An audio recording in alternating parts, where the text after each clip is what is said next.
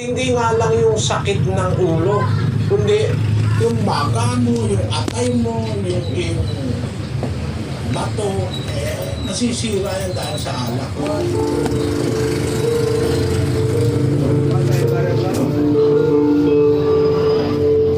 Ikaw mag-dura-dura ka pala dito ha. Huwag ka na mag-dura-dura dito ha. Oh. Dura-dura ka eh. Mapalo kita. Dura-dura yun eh. Ang may-ari ng katawan ng Diyos eh. Magalitan Kaya minsan. siya ang nagsasabi sa atin kung paano natin dapat gamitin ang ating katawan.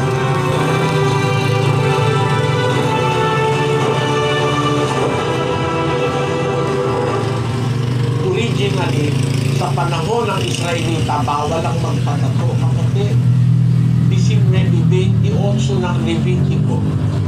Huwag ninyong pupudlitan ang inyong laman dahil sa namatay.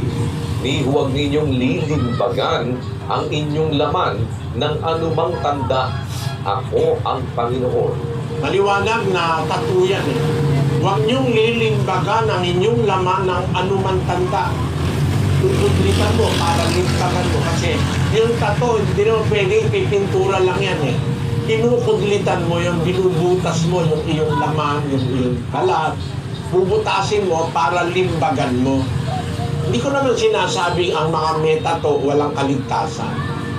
Maaaring nagawa ng isang metato na nagpatato siya dahil hindi niya alam ang aral ng Diyos.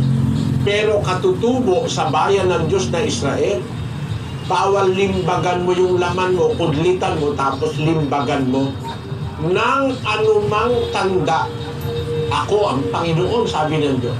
Pag sinasabi sa Biblia, ako ang Panginoon, He is reminding you of His authority over you. Sa Bagong Tipan, mas mahigpit, kapatid. Bakit? Sa Bagong Tipan, ang sabi ng Biblia, ang ating katawan, templo ng Espiritu Santo. Dapat, yung templo ng Espiritu Santo na ating katawan, huwag nating dudumisan. Aalisin natin ang lahat ng masama sa ating puso, sa ating pagkatao. Kasi templo tayo ng Espiritu Santo ng Diyos sa ating pati sa Iglesia ng unang siglo. Sa 19 ng unang Korinto. O hindi ba ganinyo nalalaman na ang inyong katawan ay templo ng Espiritu Santo na nasa inyo, na tinanggap ninyo sa Diyos at hindi kayo sa inyong sarili? Ang may-ari ng katawan ng Diyos eh. Kaya siya ang nagsasabi sa atin kung paano natin dapat gamitin ang ating katawan. Para lang ganito, kapatid, ano? Diba, nang hiram kang kotse, tapos kung ano pinagpipintura mo sa kotse, binalik mo sa may-ari, matuwa kaya yun, hiniram mo lang. Eh yung ating katawan sa Diyos yan, siya nag-iingat niya. Yung iniingatan niya, sinisira mo naman. Pinupuno mo ng alkohol, droga, sinisira mo yung templo ng Diyos. Ano sabi ng Biblia? Doon din sa Korinto, sabi ni Pablo sa mga kapatid, basahin natin yung 3:17. Kung gibain ng sino man ang templo ng Diyos, siya'y igigiba ng Diyos, sapagkat ang templo ng Diyos ay banal, na ang templong ito ay kayo. Yung kayo, tumutukoy sa mga Kristiyano, pati yung kanilang katawan na templo ng Espiritu Santo. Pag giniba mo yan, winasak mo, igigiba ka ng Diyos. Eh yung ibang tao, sila mismo gumigiba ng katawan nila. Pinupuno ng droga. Kaya masama yung droga. Yung mga bisyo, alak, kung ano-anong mga opioids na ikinamamatay na ng tao. Ngayon daw, meron ng droga. Isang buwan ka lang, patay ka na. Naku, ang sama ng itsura nung gumagamit ng zombie drug. Talagang mukhang zombie na, wala na sa sarili. Overnight lang. Eh yung tato, kasama yun sa ibinabawal ng Diyos. Kasi lalabas, yung iniingatan ng Diyos na katawan mo, sinisira mo naman sa tato. Kung ano na pinaglalalagay.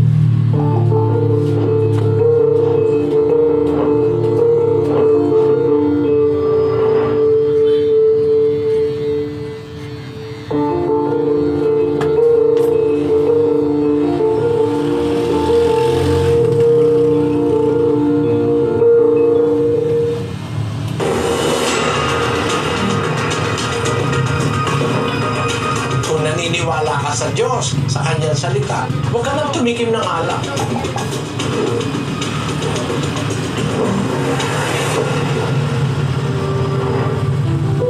Alam mo ba kapatid ang nagagawa niyang alkohol? Yung alkohol, yan ang dahilan ng mahigit 500,000 taong namatay noong 2013 dahil doon sa tinatawag na mga road accidents na gawa ng alak. Walang mabuting bunga yung matapang na alak eh. No? Basahin natin ito. Deaths caused by alcohol 2013, 554,467. Deaths caused by alcohol in the world, sources and methods. Mahigit na kalahating milyon tao namatay noong 2013 dahil sa alak. Mga banggaan sa highway, kahit na nga ikaw ay mahusay magmaneho pag ang makakasalubong mo lasing, iiwas ka na aanuhin ka pa. Kaya kapatid, ikinalulungkot mo yung alak, hindi aprobado ng Diyos ang paggamit niyan. Dalawa ang alak sa Biblia. Alak na hindi nakalalasing, yung bagong gawa. Parang yung, di ba yung katas nung sa tuba, pagka unang araw, ikalawang araw pa lang, matamis yun hindi naman yun nakakalasing Pwedeng uminom tayo noon. O kaya yung mababa ang alcohol content. May mga serbesa kasi, 4% lang. Yun, hindi nakakalasing yun. Basta huwag ka lang iinom ng marami. Pero, ang masasabi ko sa'yo, yung alak, pagka nandun na 14 na, 17, 20% na, ano na yan, demonyo na nasa loob ng bote.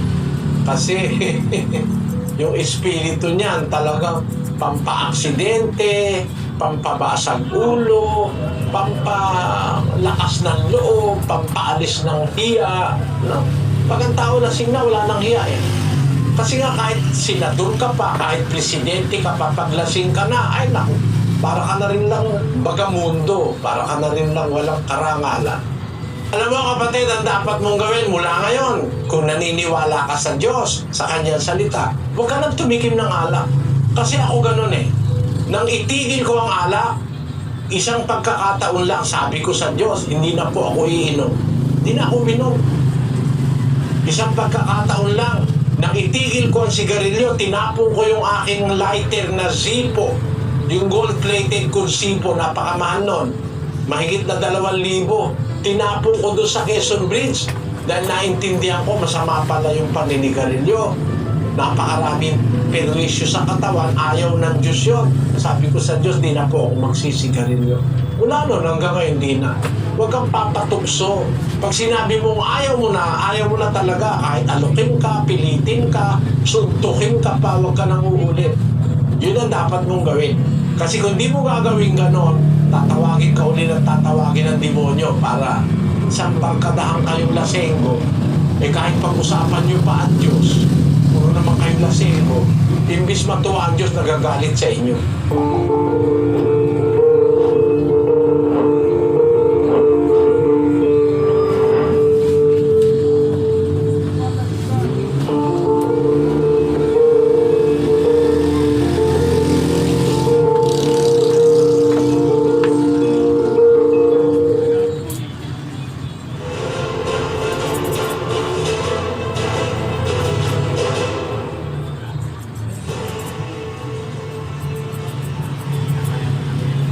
Basahin natin ang 24 ng Ecclesiastes. Sapagkat sa kanya nanapisan sa lahat na may buhay ay may pag-asa. Sapagkat ang buhay na aso ay maigikay sa patay na leon. Ayun. Kahit aso lang, pagkabuhay, mas mabuti yung kaysa patay na yung leon. Ganon din naman, ang isang buhay na tao, may pag-asa yun sa Diyos kung hindi pa siya nakakakilala ng katotohanan. Ang katunayan dun sa unang Timoteo 1:13, ganito nakasulat doon sa kapit.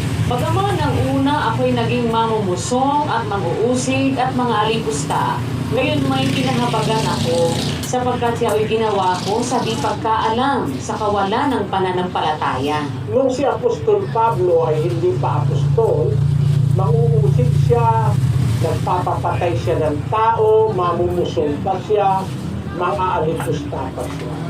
Pero kung yun, ginawa ko sa hindi ko pagkaalam, sa kawalan ko ng pananampalataya. Nagkamit ako ang wika ng kahabagan. Alam mo ang pag-asa mo, kapatid, yung habag ng Diyos. God bless. Hindi mo kaya na huminto sa drug addiction at sa pag-inom. Hindi mo kaya yun kahit anong gawin mo. Basahin natin ang 23 ng Jeremias. O Panginoon, talastas ko na ang lakad ng tao ay hindi sa kanyang sarili, hindi para sa taong lumalakad ang magtuwid ng kanyang mga hakbang. Hindi kaya ng taong ituwid ang kanyang sarili. Gaya ng isang sasakyan na hindi niya po pwedeng manihohin ang kanyang sarili. Kahit na ngayon, meron na inventong mga sasakyan na meron computer, ang nagmamaneho pa rin yung computer. Kung walang computer, kailangan pa rin ang pagmamaneho ng tao. Pero ang sarili lang ng sasakyan, hindi niya kayang paandarin at ituwid yung kanyang takbo. Ganun ang tao, kapatid. Sabi ng Biblia, talastas ko ang lakad ng tao ay hindi sa kanyang sarili. Hindi para sa tao lumalakad ang pagtuwid ng kanyang mga hakbang. E paano tayo matutuwid?